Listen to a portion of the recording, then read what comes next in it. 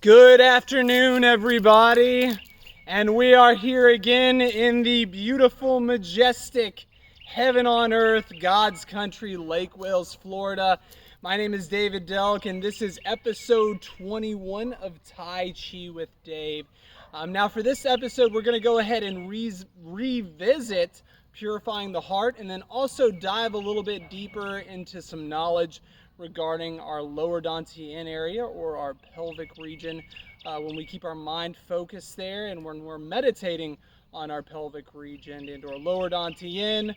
Japanese call it the hara, and then in India it's known as swadhisthana. Alright, so anyway, I did go see my Sifu David Lewis, regarding one of my videos with Tai Chi with Dave, and he did show me a few additional subtleties for purifying the heart that we all should take advantage of, and this will help us with our Tai Chi as we continue to move forward with practicing Tai Chi and constantly using our visualization exercises when we are when we're going through the motions through our day-to-day life. So anyway, with purifying the heart, the hand placement. So it is a little bit different than what I told you guys before. So the hand placement is actually not going to be the index finger from the right hand on the left ring knuckle. It's actually going to be the middle finger on the left ring knuckle. And then you'll place the other fingers resting on the left ring finger. And then you are going to go ahead and interlock the thumbs and the finger right here, the left index and left thumb, and you'll just place it right again over your lower dantian. Now, this does have to do, these subtleties that I'm going to go over have to do a lot with the connection when you are practicing your Tai Chi. So just remember, for future purposes, we will be placing our middle right finger on the left knuckle instead of the right index finger on the left knuckle. All right, also, there's a little too much bending in my knees. What we can do to help that, we would again do the 45-degree angle facing the camera or facing forward, and then you would just keep them straight. I'm going to place these hands again, as how I told you, that right middle finger over that left knuckle. I'm going to place it right over the lower dantian. And then what I need to do from here is I can visualize a little bit of concaveness in the chest. And then I also need to tuck the hips still. Now, tucking the hips will help with the slight bend in the knees. All right. So in order to better tuck the hips in, to better get these subtleties down and also engage our lower dantian and those 50 to 100 million neurons when we are practicing our Tai Chi, what I'll do is I'll go ahead and place my thumb in my belly button, and then I can take these two fingers, my index and index and middle finger, and place it just below my waist where the lower dantian or that pelvic region is. I'm going to take my index and middle finger of my left hand, and I'll just place it on my tailbone here. You'll see it as such, just above where the gluteus maximus. It does have a crevice there, so just above that. And then what I want to do is I just want to push the tailbone, and then it will help my hips sink, or my hips tuck a little bit. And in turn, what happens is when I do that, it causes a little bit of bend to my knees. All right. And then I'm automatically on the yang twang, or the balls of my feet. All right. So if I go ahead and do this, I just tuck it as such, and then have the hand placement where the middle finger is on that left ring finger, and then I'm interlocking the hands and draping the rest of my fingers over my left ring finger. I can place it on the lower dantian, and then just visualize a little bit of concaveness in the chest, and then I'm better structured with my purifying the heart position. Of course, I still want to try to get some relaxation in the shoulder region, and then also feel that pull from the top of my head. And I'm centered. A little more concaveness in the chest. And you can constantly visualize all this. You know, you want to make sure you're tucking the hips. And then in tucking the hips in that process that I showed you, you'll give slight bend to the knees, not too much of a bend. Then you're going to place all that weight on the balls of the feet. It'll automatically do that while also getting a concaveness in the chest. And then a little relaxation in the shoulders and feeling that pull on the top of your head. Breathing in, breathing out through the lower dantian. Trying to relax all that muscle there. Now with the lower dantian, again, as I've said before, you have about 50 to 100 million neurons there. So the reason you want to take advantage of these subtleties that I just showed you, that my Sifu told me, is because you are doing something called getting that complete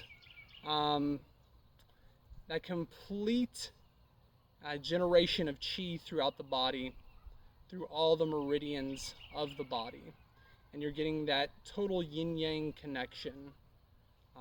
So with yin and yang, or the yin-yang as many of us know, like the one I'm wearing around my neck right now, with that, yang has a lot to do with positive energy, and yin has to do with negative energy. So if I'm trying to sink on one foot,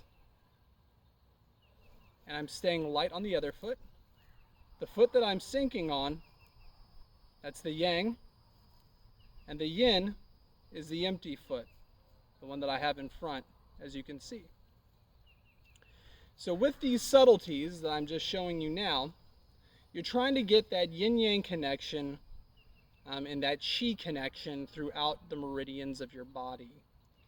And this will help you benefit as much as possible through your Tai Chi training. If you can continue to get this posture down right through Purifying the Heart, and continue to try to make adjustments and try to make sure you're practicing these subtleties even through the form and the different exercises that you practice in Tai Chi. Now, this is supposed to generate all the meridians of your body with Chi, which will help you with anxiety, which will also help you with living longer. And then also we can get into Fa Jing from a martial arts standpoint, which is this generated push, where you would use Chi flow into another individual if you were trying to defend yourself. And I know from a standpoint of a Westerner, this is a lot to take in, because this is a lot of Eastern philosophy or Eastern writings and teachings. So think about it like this. When you're meditating from the lower dantian, or when you're breathing from the lower dantian and you're trying to place these subtleties with your Tai Chi form, you want to try to think of it as you're taking those 50 to 100 million neurons, you're trying to set it up right. So when you're breathing from that lower dantian, you're generating your whole entire body throughout your vagus nerve as it's coming up from your pelvic region, to the top of your head, through your limbs and your legs and your arms. You're trying to generate those nerves as you're focusing on the lower dantian. And this will bring a tingling sensation, some say it's a vibration, up through all of these limbs and regions. And then also you'll be able to feel a lot of the circulation through the capillaries in your hands and fingernails, through the veins and the arteries as well. Now all of this feeling helps from the meditative standpoint, which is what helps you with anxiety, can help you physically when you're moving through your day-to-day life, because you're moving more supplely, more peacefully, and you're not tensed up all the time constantly, like if you're at work and there's a stressful situation. As long as you're breathing through that lower dantian, and you can try to sync everything like you practiced in Tai Chi, it'll make life a little bit easier for you. And instead of going against the grain of life, like a lot of us Americans think that we have to constantly do, we're actually flowing with the current. We're adapting to the current. And then once we get a chance to get off that current, or get out of that current before hitting a waterfall, we can grab onto a tree trunk or a tree limb and then get out of that stream. So this is a little more adaptable, and it keeps you calm and at peace with everything and the chaotic surroundings that you have in your day-to-day life. Now with the lower dantian, this is very important. You should meditate on the lower dantian as much as possible, even with purifying the heart or throughout your Tai Chi form. When you're lying in bed is a good place to meditate on the lower dantian. And again, Sifu David Lewis did go over this with me last week, which was very helpful. I do appreciate it, Sifu, for all of your more expanded knowledge that you've given me throughout the years. And from what he was telling me is you really pick up true relaxation when you are breathing through the lower dantian when you are laying in bed. There are many ways that you can do this. You can just simply breathe and try to relax and just envision yourself sinking deeper and deeper into the mattress. Or you can even focus on breathing through the lower dantian down and bringing that breath down into your feet as you're lying in bed, and then bringing it back up, and then bringing it down to the feet throughout the ankles and the kneecaps until you're just feeling your whole entire body breathing independently from actually, taking in breaths from your lungs. So you'd feel that whole body tingle and those nerve endings just giving you that nice vibration throughout the body, and it's very calm and peaceful. Also, what you can do is you can get in many different positions when you are meditating on the lower dantian. You again can be in purifying the heart.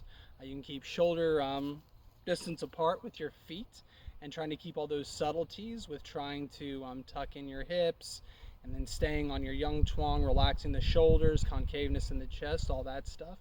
You can do all that and then just try to relax and focus on the lower dantian, breathing in, taking those deep breaths through that pelvic region. And when you do stuff like that, if you are standing up or even sitting down, when you are breathing through the lower dantian and meditating on the lower dantian, you want to envision it's like your muscles in your body itself is almost like it's like hanging meat, and it's hanging, say, like off a rack, and you just want to sink like that. And that's what really helps with the meditative aspect of Tai Chi, and can also decrease any anxiety and stressors in your life. You can also get into Seiza, which means you would sit on your knees. That's something that's very common with Japanese practitioners of certain martial arts. You can also get into lotus position. I, for one, can't.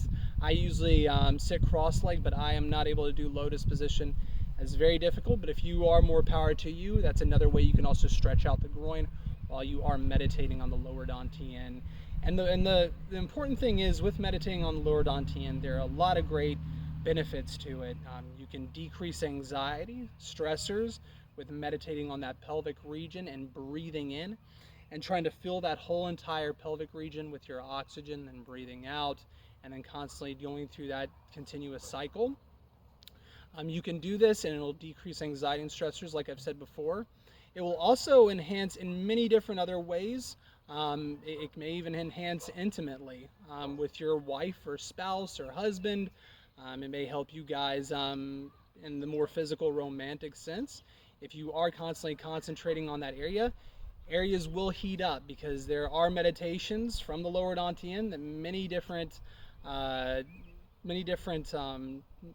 groups and individuals practice, like in Tibet, that's considered tumo. So if you breathe from the lower dantian, you can actually heat up your body, constantly breathing and doing fast breaths. And a lot of people at a young age, when they're kids, if they're with a Buddhist monastery, they'll go out into the snow, into the ice, and use that meditation to heat up the body. And another example of this would be Wim Hof. Wim Hof, W-I-M is his first name, H-O-F. That individual, he actually meditates in ice, he jumps in ice water, and he's able to do that exercise and that breathing exercise to keep his body stable while he's in intense cold, and he's like in his shorts going out through the cold areas. So that's very, very important. The more and more you do meditation from your lower dantian, you can gain certain attributes like that, more of intense focus to get through the rigorous environment that's probably around you at the time. Also, what can happen is, through the lower dantian, it gives you a lot of insight with your own subconscious. which can be very beneficial for you in trying to eliminate certain stressors and anxiety. It also has some sort of, well, not some sort, but it also has benefits with premonition, which is a natural phenomena. A lot of people with the APA, American Psychological Association, would be able to admit to this. Also, the oceanic effect, which is feeling one with your surroundings in the universe. So, from a more spiritual standpoint, it can help out. And it's also been said that it can help out with out of body experiences. Um, Again, some people believe those are lucid dreams that individuals end up in from constantly either being in intense focus, some situations, or just dreaming in general.